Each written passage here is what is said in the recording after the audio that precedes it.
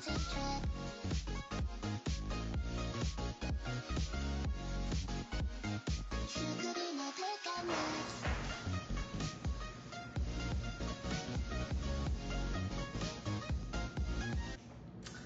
up, what's up? It's me again, RD, and Port, malapit ba? What's up? It's me again, RD, and for today's video ay dito lang tayo sa bahay ngayon. Kasi inaasikaso pa yung aking pagtatrabaho, pero ngayon wala muna akong pasok. So dito lang tayo sa bahay. Nagising na ako ng maaga, nakapaglinis na ako. So nakapag-walis na ako, at ang masaya dito ay may mga natanggap tayong mga blessing, okay? May nakakapagbigay sa akin ng ayan, may upuan na ako. Thank you very much, Kuya Dante. Tapos binigyan din niya ako ng 4 na upuan nandito sa labas.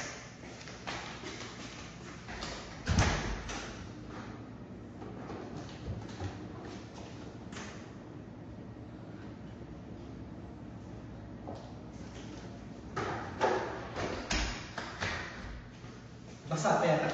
So nilinis ko na sila at ayan, nilagay ko muna sa labas para matuyo at balak ko silang pinturahan, pero hindi ngayon.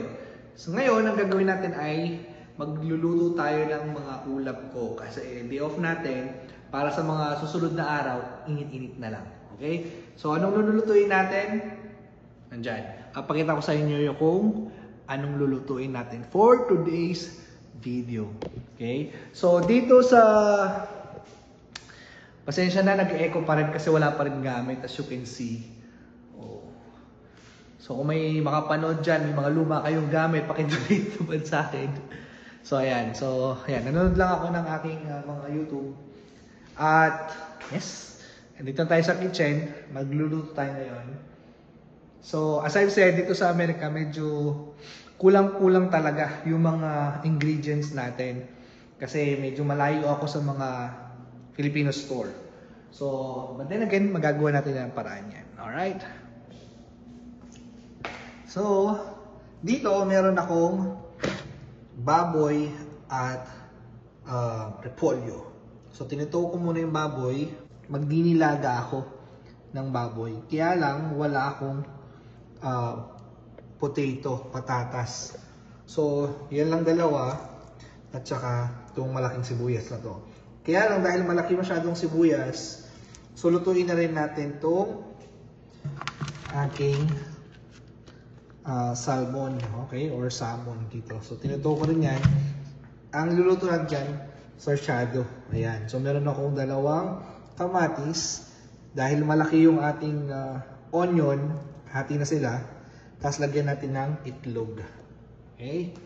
So ngayon, tapos kailangan ko na rin ayan, at ito may mga stock ko. So medyo marami pa. Ayan. Tapos lagyan natin ito mamaya. Ayan, nilagay ko na dito.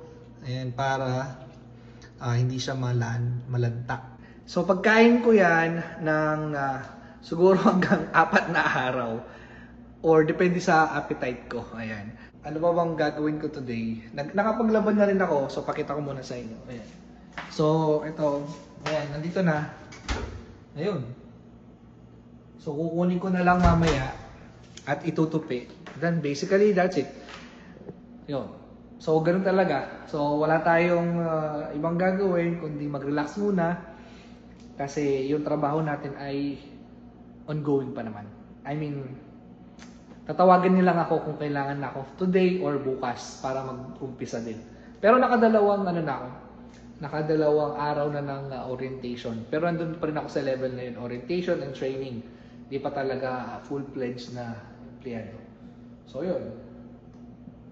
Yan. Okay. So ito na yung ating gagawin. Okay, maghiwa muna tayo ng kamatis at saka ng sibuyas. Ito, nahiwa ko naman na yung ano to? Repolyo. Tapos ito matigas pa. Yun, ay malambot na, konti na lang. Magluto na tayo ng mga ulam para pag nagtatrabaho na, kakain na lang tayo, init. Ganun. Yan. So, hiwain lang natin ng maliliit. Kita nyo ba?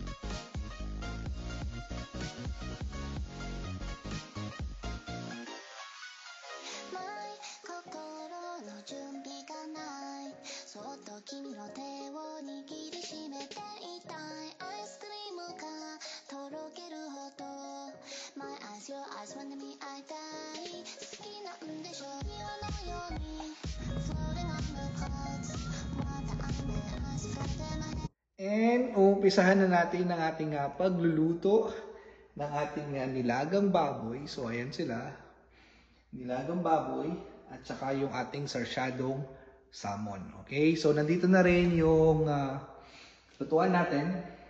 Okay, i-on natin ito. Tama ba to? Ayan. Tapos ito. Nasaan ba yan? Ayan, ito. Ayan. So magigisa tayo. Tapos magpapakulo ng tubig. Ayan. So kulo lang. Takpan muna natin. Tapos dito magigisa tayo. Kailangan natin dyan ay olive oil gamitin natin para maggisa. Pero hindi ko na pipretuhin yung ating salmon kasi gusto ko siyang maluto dun sa sabaw ng kamatis. Okay, so ito na yung baboy. So let's start ng maggisa. Paunahin natin itong ating mantika. Okay, olive oil. Tapos iwan na rin ako ng luya at saka ng garlic. Okay, so ayan. Oops. Tapos, ito. Okay. Ginger. Tapos yung ating maraming sibuyas. Oops, nahulog.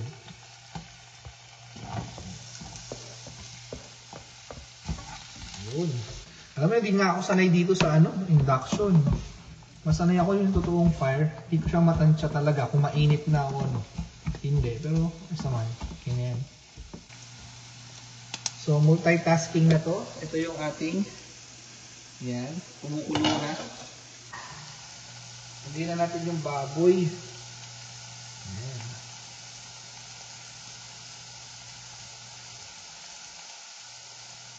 So, hindi ko muna to sasangkapan kasi tatanggalan natin ng yung mga bula-bula mamaya.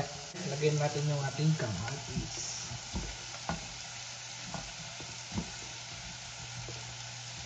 Dito, nasa sa inyo kung mas maraming kamatis pa gusto nyo or so para mas maluto yung kamatis natin, takpan muna natin yan. Hinaan natin ng konti. Ngayon, kukuha tayo ng itlog para sa sarsyado. So ito yung itlog na natitira na lang. Ayun, kuha tayo ng dalawa.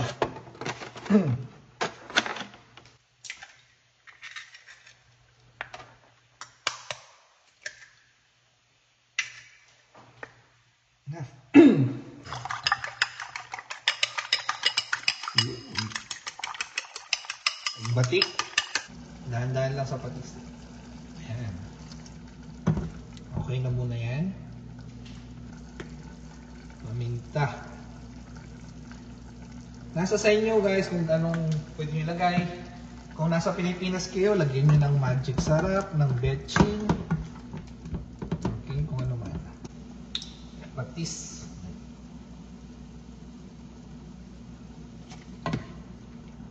Okay. So at this point, pwede na natin ilagay yung ating salmon. Hindi muna ang salmon, lagyan natin ng itlog. Hinaan ko lang kasi luto naman na yun. Alright. Ito na yung ating sarsyado. Ito na ating pinaka-sauce. So hindi ko na to nilagyan ng season kasi gusto ko ito maglasa siya dito. Okay? Hindi ko na rin siya pinrito. Ano pa yan? Pero parang gusto kong hiwain. Hiwain ko lang to. Lagay na natin. Ayan.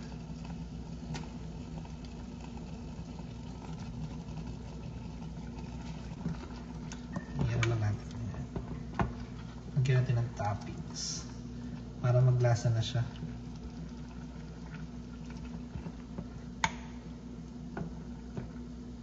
Yun. Then, takpan natin. Ng konti. Tapos, ilagay na natin yung repolyo dito sa nilaga. Sabaw. Gulay.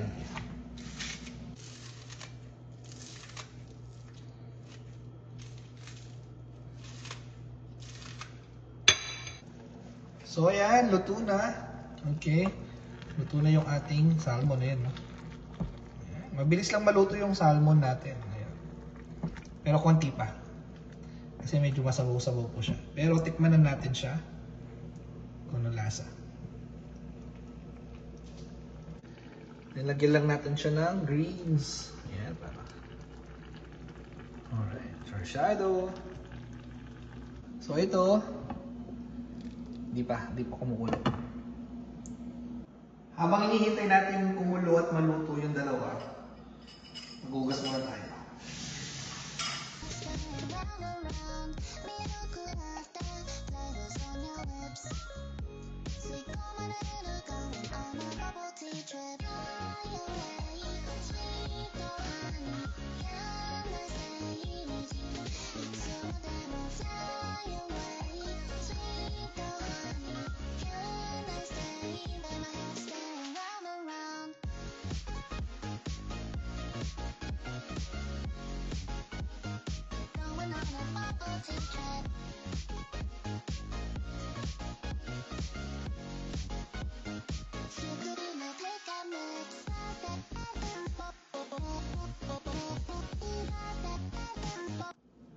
Yan, naluto na yung ating sarsyado.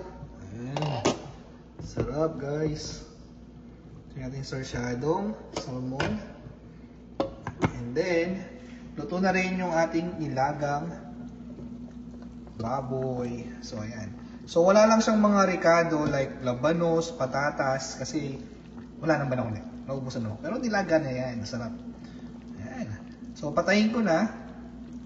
Kasi luto naman na yan. Tapos kakain na tayo. Sausawan ko dito. Sa nilaga, gusto ko toyo. Ayan yung maitim. Tapos, lalagyan natin ng manghang. So, ayan guys. Natapos na rin yung dalawang putahin natin, no? Ilang minuto lang yun. So, nakagawa tayo ng dalawang putahe. Meron tayong sarsyadong salmon at saka nilagang baboy. Okay? So, ito magiging pagkain ko na pwedeng baon or initin ko then another, ulam para tipid sa oras. So, manonood muna ako ng Netflix ko. Tapos, enjoy ko muna itong pagkain. Kain na rin kayo dyan. At, ano ba? Tignan ko nga muna ito ulit. Masarap. Pero hindi kasi siyang kasing sarap nung niluluto natin dyan. Just to be honest. Kasi kulang-kulang na yung ingredients. Wala akong patatas, wala akong pechay or labanos. Diba? Mas masarap sana kung kumpleto yung ating gulay. Tapos, pero okay naman, makakaraos to, di ba? Thankful ka na rin kasi meron akong nailuto. Okay? Sinasabi ko lang naman na yung kino-compare ko lang, di ba? Okay? Pero ganda talaga, pag nag-i-start ka dito sa Jumerica, okay, sa Amerika, syempre hindi lahat mabibili mo dito. Kasi wala man Philippine store din dito para sa iba ingredients or hindi ko kailangan kasi masyadong marami. Masira lang. Okay? So ngayon, enjoy ko na yung pagkain ko. Enjoy ko na yung the rest of the day. Hindi ko pa rin alam anong gagawin ko after. Pero manonood lang ako, papahinga ako. Then mamaya mag-gym siguro ako, mag-swimming. And yeah. Alright, so if you enjoyed this video, don't forget to like, share, and subscribe. Mag-comment ka dyan. And then, you can comment kung taga-san ka, napanood mo to. Kung taga-Amerika ka, hi, hello. Sa Pilipinas, hello po. At sa mga kaibigan ko dyan, shout out sa iyo. Sa mga family ko, hello, shout out po. Kumusta na kayo lahat? Okay. So ako ngayon, as usual, kakain mag-isa, pero busog naman. Okay? Again, like, share, subscribe, and yan lang. Bye. See you next week. Bye.